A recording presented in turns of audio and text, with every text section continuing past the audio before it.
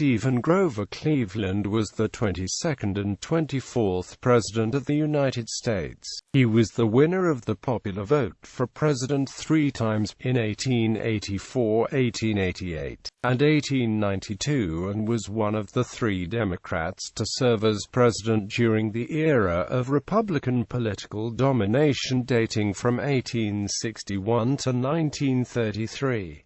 He is the only president in American history to serve 2 non-consecutive terms into office. Cleveland was the leader of the pro-business Bourbon Democrats who opposed high tariffs, free silver, inflation, imperialism, and subsidies to business, farmers, or veterans. His crusade for political reform and fiscal conservatism made him an icon for American conservatives of the era. Cleveland won praise for his honesty, self-reliance, integrity, and commitment to the principles of classical liberalism. He relentlessly fought political corruption, patronage, and bossism. As a reformer, Cleveland had such prestige that the like-minded wing of the Republican Party, called mugwumps, largely bolted the GOP presidential ticket and swung to his support in the 1884 election. As his second administration began, disaster hit the nation when the Panic of 1893 produced a severe national depression, which Cleveland was unable to reverse.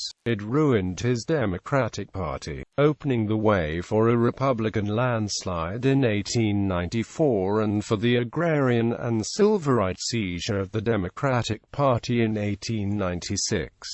The result was a political realignment that ended the third-party system and launched the fourth-party system and the progressive era. Cleveland was a formidable policy-maker, and he also drew corresponding criticism. His intervention in the Pullman strike of 1894 to keep the railroads moving angered labor unions nationwide in addition to the party in Illinois. His support of the gold standard and opposition to free silver alienated the agrarian wing of the Democratic Party. Critics complained that Cleveland had little imagination and seemed overwhelmed by the nation's economic disasters, depressions and strikes in his second term. Even so, his reputation for probity and good character survived the troubles of his second term.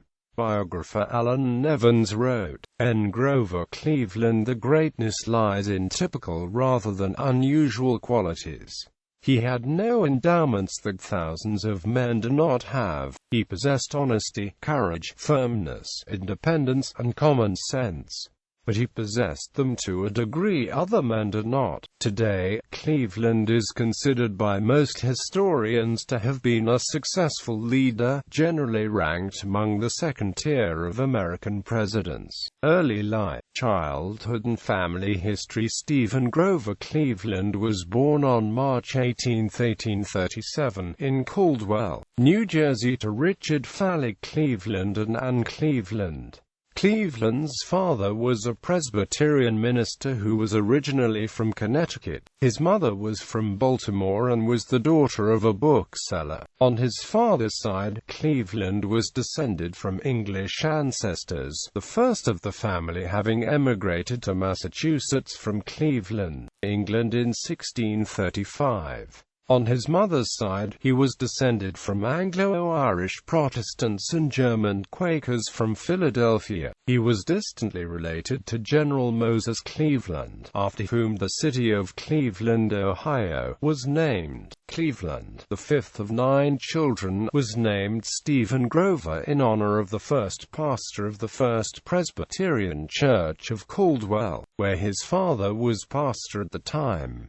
He became known as Grover in his adult life. In 1841, the Cleveland family moved to Fayetteville, New York, where Grover spent much of his childhood. Neighbors later described him as full of fun and inclined to play pranks, and fond of outdoor sports. In 1850, Cleveland's father took a pastorate in Clinton, Oneida County, New York, and the family relocated there. Despite his father's dedication to his missionary work, the income was insufficient for the large family. Financial conditions forced him to remove Grover from school into a 2-year mercantile apprenticeship in Fayetteville. The experience was valuable and brief, and the living conditions quite austere. Grover returned to Clinton and his schooling at the completion of the apprentice contract. When the Clinton pastorate proved too arduous in 1853, Cleveland's father took an assignment in Holland Patent, New York,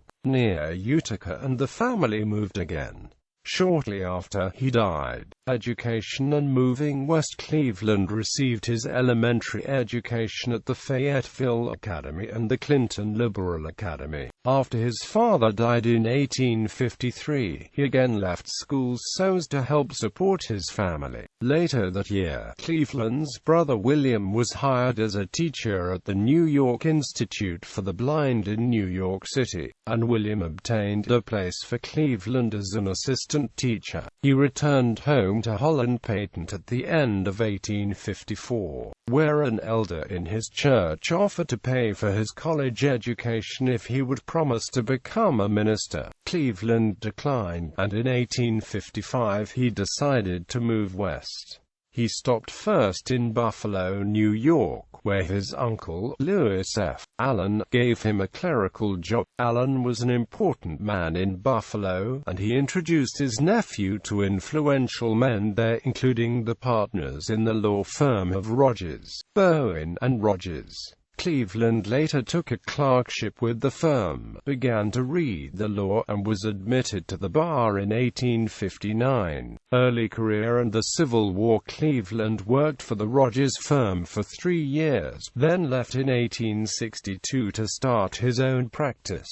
In January 1863, he was appointed Assistant District Attorney of Erie County. With the American Civil War raging, Congress passed the Conscription Act of 1863, requiring able-bodied men to serve in the Army if called upon, or else to hire a substitute. Cleveland chose the latter course, paying $150 to George Beninsky, a 32-year-old Polish immigrant, to serve in his place. As a lawyer, Cleveland became known for his single-minded concentration and dedication to hard work. In 1866, he successfully defended some participants in the Fenian raid, working on a pro bono basis. In 1868, Cleveland attracted professional attention for his winning defense of a libel suit against the editor of Buffalo's commercial advertiser. During this time, Cleveland assumed a lifestyle of simplicity, taking residence in a plain boarding house. Cleveland dedicated his growing income instead to the support of his mother and younger sisters. While his personal quarters were austere, Cleveland enjoyed an active social life and the easygoing sociability of hotel lobbies and saloons. Quote, "He shunned the circles of higher society of Buffalo in which his uncle's family traveled."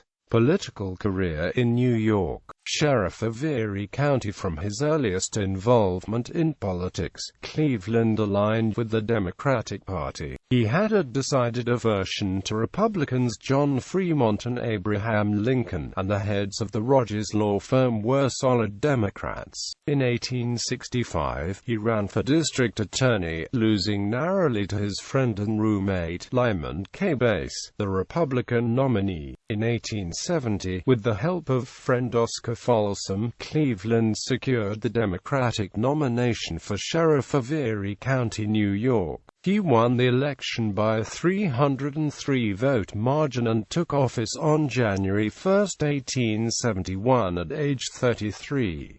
While this new career took him away from the practice of law, it was rewarding in other ways. The fees were said to yield up to $40,000 over the 2-year term. Cleveland's service as sheriff was unremarkable. Biographer Rexford Tugwell described the time in office as a waste for Cleveland politically. Cleveland was aware of graft in the sheriff's office during his tenure and chose not to confront it. A notable incident of his term took place on September 6, 1872, when Patrick Morrissey was executed, who had been convicted of murdering his mother. As sheriff, Cleveland was responsible for either personally carrying out the execution or paying a deputy $10 to perform the task. In spite of reservations about the hanging, Cleveland executed Morrissey himself. He hanged another murderer, John Gaffney, on February 14, 1873. After his term as sheriff ended, Cleveland returned to his law practice, opening a firm with his friends Lyman K. Bass and Wilson S. Bissell. Elected to Congress in 1872, Bass did not spend much time at the firm, but Cleveland and Bissell soon rose to the top of Buffalo's legal community. Up to that point, Cleveland's political career had been honorable and unexceptional. As biographer Alan Nevins wrote, "Probably no man in the country, on March 4, 1881, had less thought than this limited, simple, sturdy attorney of Buffalo that 4 years later he would be standing in Washington and taking the oath as President of the United States." It was during this period that Cleveland began a brief relationship with the widow, Maria Crofts Halpin, and later assumed responsibility for supporting her and a child born at the time. The matter became a campaign issue for the GOP in his first presidential campaign.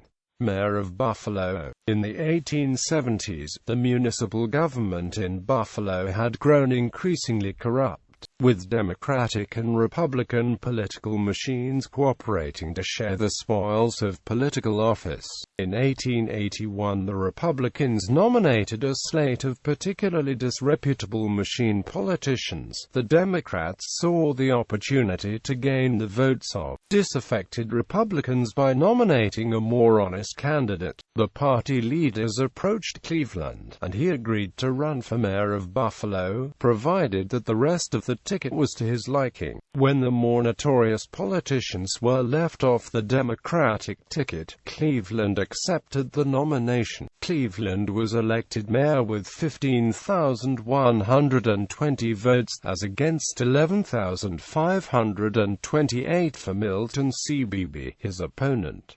He took office January 2, 1882. Cleveland's term as mayor was spent fighting the entrenched interests of the party machines. Among the acts that established his reputation was a veto of the street cleaning bill passed by the Common Council. The street cleaning contract was open for bids, and the council selected the highest bidder at $422,000, rather than the lowest of $100,000 less, because of the political connections of the bidder. While this sort of bipartisan graft had previously been tolerated in Buffalo, Mayor Cleveland would have none of it. His veto message said, "I regard it as the culmination of a most barefaced, impudent, and shameless scheme to betray the interests of the people, and to worse than squander the public money."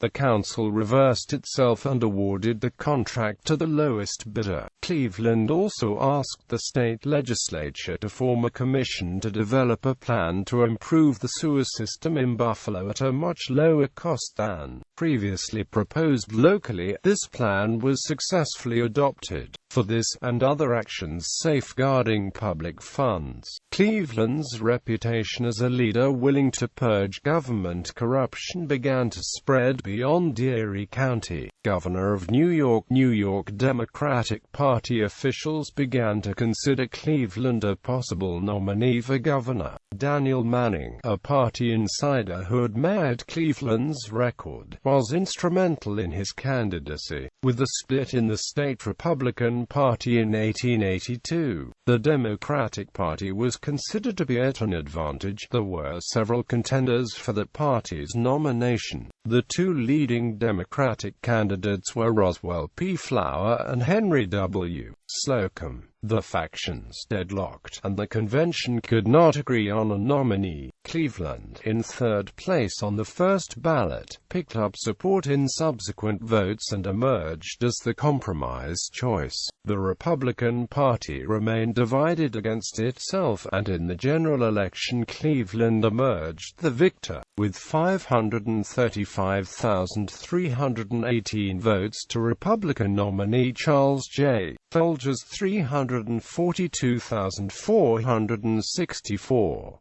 Cleveland's margin of victory was, at the time, the largest in a contested New York election. The Democrats also picked up seats in both houses of the New York State Legislature. Cleveland brought his opposition to needless spending to the governor's office. He promptly sent the legislature 8 vetoes in his first 2 months in office.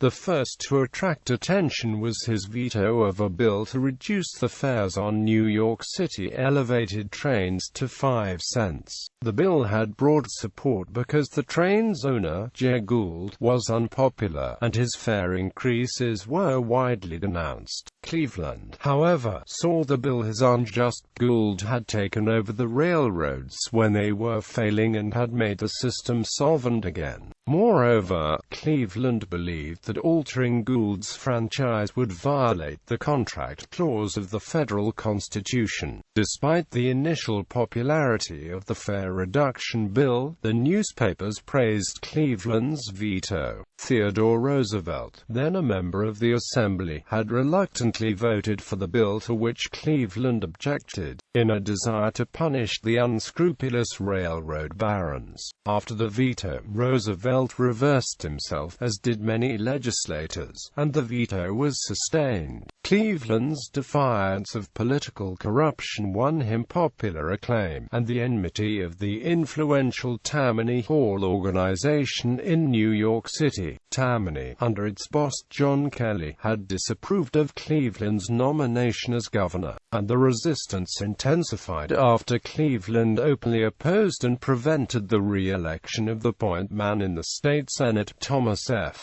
Grady. Cleveland also steadfastly opposed nominees of the Tammanites, as well as bills passed as a result of their deal-making. The loss of Tammany's support was offset by the support of Theodore Roosevelt and other reform-minded Republicans who helped Cleveland to pass several laws reforming municipal governments.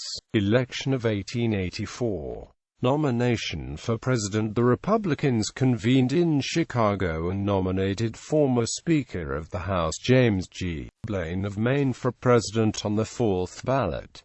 Blaine's nomination alienated many Republicans who viewed Blaine as ambitious and immoral. The GOP standard-bearer was weakened by alienating the Mugwumps and the Conkling faction, recently disenfranchised by President Arthur. Democratic Party leaders saw the Republicans' choice as an opportunity to win the White House for the first time since 1856 if the right candidate could be found. Among the Democrats, Samuel J. Tilden was the initial front-runner, having been the party's nominee in the contested election of 1876.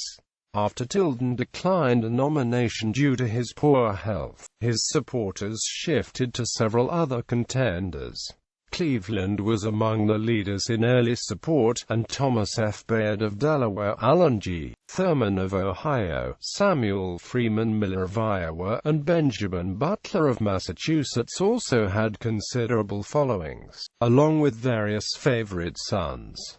Each of the other candidates had hindrances to his nomination. Bayard had spoken in favor of secession in 1861, making him unacceptable to Northerners. Butler, conversely, was reviled throughout the South for his actions during the Civil War. Thurman was generally well-liked, but was growing old and infirm, and his views on the silver question were uncertain. Cleveland, too, had detractors. Tammany remained opposed to him, but the nature of his enemies made him still more friends. Cleveland led on the first ballot, with 392 votes out of 820.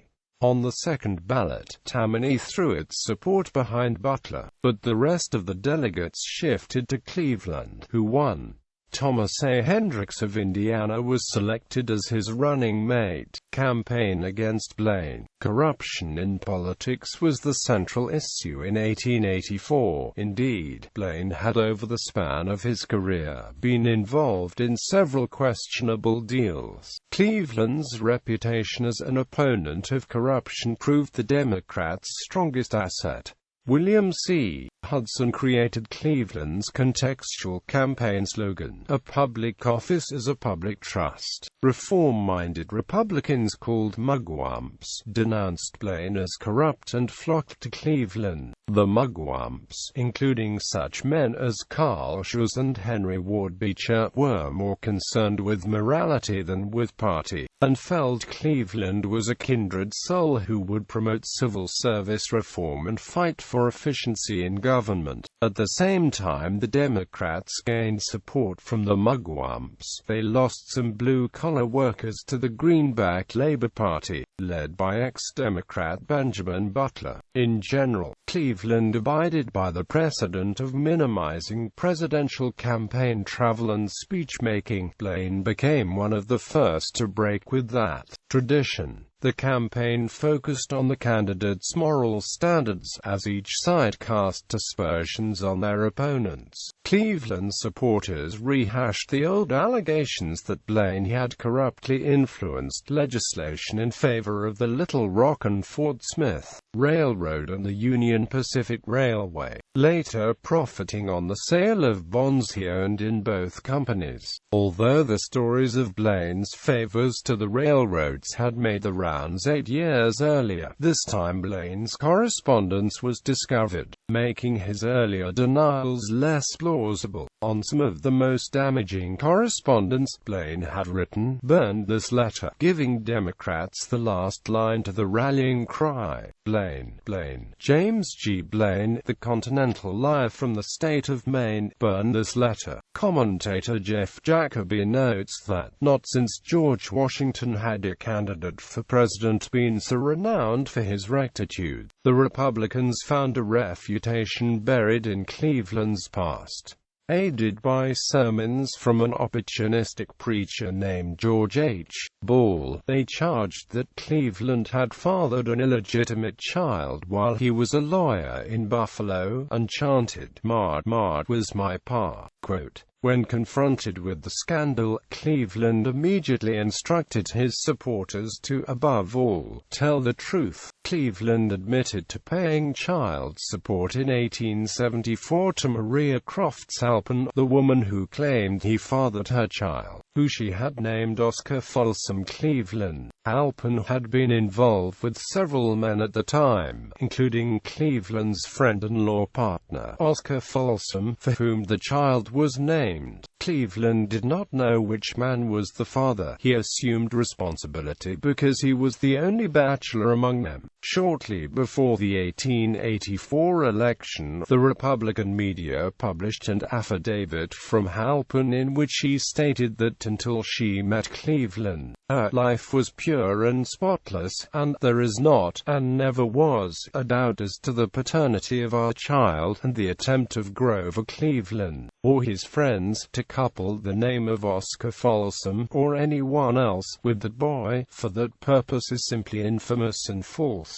The electoral votes of closely contested New York, New Jersey, Indiana, and Connecticut would determine the election. In New York, the Tammany Democrats decided that they would gain more from supporting a Democrat they disliked than a Republican who would do nothing for them. Blaine hoped that he would have more support from Irish Americans than Republicans typically did. While the Irish were mainly a Democratic constituency in the 19th century, Blaine's mother was Irish Catholic, and he had been supportive of the Irish National Land League while he was Secretary of State. The Irish were a significant group in 3 of the swing states, did appear inclined to support Blaine until a Republican, Samuel D. Burchard, gave a speech pivotal for the Democrats, denouncing them as the party of rum, Romanism, and rebellion. The Democrats spread the word of this implied Catholic insult on the eve of the election.